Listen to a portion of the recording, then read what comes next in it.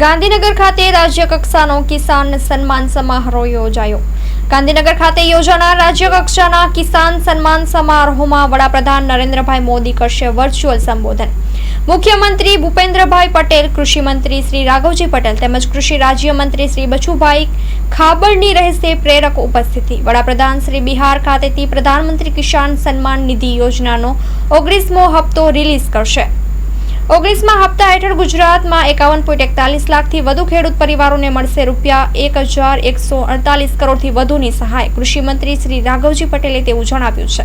મુખ્યમંત્રી શ્રીના હસ્તે કૃષિ ભવન ગાંધીનગર ખાતે નવનિર્મિત કૃષિ પ્રગતિ કમાન્ડ એન્ડ કંટ્રોલ સેન્ટરનું ઈ-લોકાર્પણ।